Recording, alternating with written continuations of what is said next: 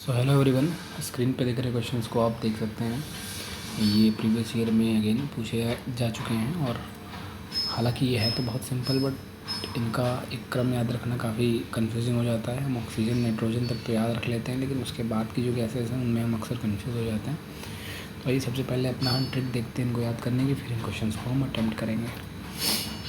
तो सबसे पहले आप देख लीजिए गैसेस एंड देयर अबंडेंस कि कौन सी गैस हमारे एटमॉस्फेयर में कितने परसेंट में एग्जिस्ट करती है। तो नाइट्रोजन और ऑक्सीजन तो हमको पता है, हम बचपन से पढ़ते आ रहे हैं, लेकिन उसके बाद की गैसेस का हमें नहीं पता। नाइट्रोजन एंड ऑक्सीजन कलेक्टिवली 99% यही हो जाती है, बाकी 1% में हमारी अदर गैसेस आ जाती हैं। तो इनका हम सीक्वेंस कैसे याद रखेंगे, आइए इसके लिए अपनी ट्रिक देख लेते हैं। तो हमारी जो ट्रिक है वो आपको याद करना है। इसके लिए मैं थोड़ा सा आपको रेफरेंस दे देता हूँ कि मान लीजिए कोई एसी की कंपनी है जो अपने एसी का प्रचार कर रही है, लेकिन हम कलेक्टिवली ग्लोबल वार्मिंग के ख़िलाफ़ एक आवाज़ उठा रहे हैं और हम एक प्रोटेस्ट कर रहे हैं। उसमें हमारा एक नारा है। हमारा नारा क्या है कि नो, नहीं, एसी हमको नहीं चाहिए, आप चाहिए। या फिर ऐसे कर लीजिए कि नो, एसी नहीं हमको चाहिए, आप चाहिए।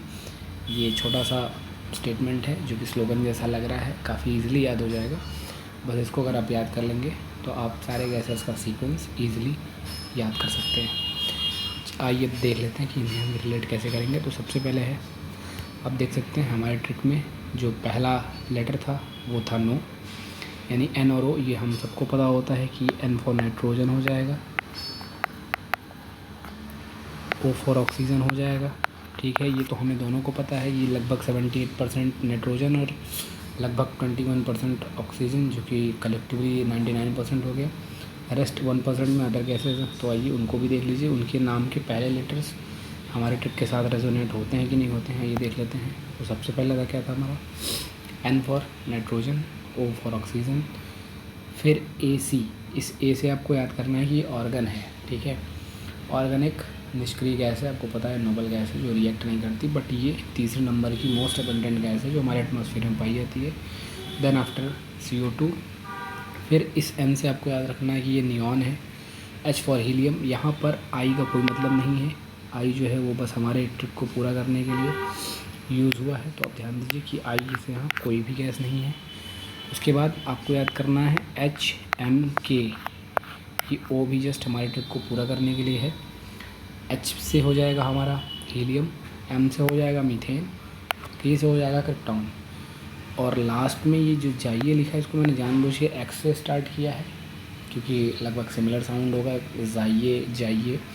तो इस एक्स से जेनॉन हो जाएगा हमारा। ठीक है, ये आपको काफ़ी इजीली याद हो जाएगा। इससे एक क्वेश्चन आप और तैयार कर सकते हैं कि आपको देखने में मिल रहा होगा यहाँ पे कि यहाँ पे सारी नोबल गैसेस का जिक्र तो हमें मिल गया, लेकिन कहीं भी रेडॉन का जिक्र नहीं मिला। इसका मतलब रेडॉन एक ऐसी गैस है जो हमारे एटमॉस्फेयर में गैस के रूप में नहीं पाई जाती है। ठीक है, तो आई होप आपको ये वीडियो हेल्पफुल लगा होगा। इसको अगर ट्रिक को आप 2 बार 3 बार अगर इस स्टेटमेंट को याद कर लेंगे तो ये काफ़ी सिंपल हो जाएगा आपको ये क्वेश्चन करने के लिए। आइए अब हम अपना क्वेश्चन सॉल्व कर लेते हैं। तो देखिए सबसे पहला क्वेश्चन क्या लिखा है कि arrange the following gases in increasing order. बढ़ते हुए क्रम में गैसेस को हमें अरेंज करना है। देखिए यहाँ पे ऑप्शंस इस तरह से सेट हैं कि आप सिर्फ 2 को जानकर इस क्वेश्चन को नहीं कर पाएंगे, क्योंकि सभी ऑप्शन में आप देख सकते हैं ए के बाद सी है। इसका मतलब ऑक्सीजन के बाद नाइट्रोजन दिया है। तो हमें पता है कि सबसे लास्ट में हमारी कौन सी गैस आई थी, जेनॉन, लेकिन जेनॉन यहाँ पे ऑप्शन में नहीं है। तो इसलिए जेनॉन के पहले वाली जो गैस थी वो कौन सी थी, हमको याद करिए, HMK। तो जो भी क्रिप्टॉन क्या यहाँ पे ऑप्शन में है, तो यहाँ पे क्रिप्टॉन भी ऑप्शन में नहीं है, तो उसको हम छोड़ देंगे। उसके बाद देखते हैं, उसके बाद हमारा जो आएगा वो पहला आएगा नियॉन।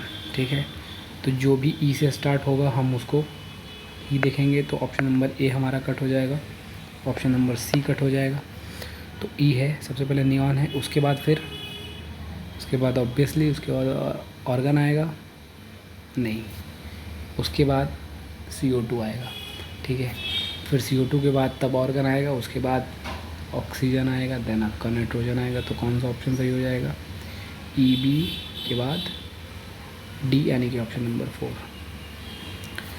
ठीक इसी तरह से ये भी क्वेश्चन है, आप देख सकते हैं। ठीक इसी तरह ये भी है, तो आप इनको सॉल्व कर सकते हैं। मैं इनको सॉल्व करूँगा तो वीडियो ज़्यादा लंबी हो जाएगी, सो आप इनको अटेम्प्ट कर लीजिएगा। Thank you.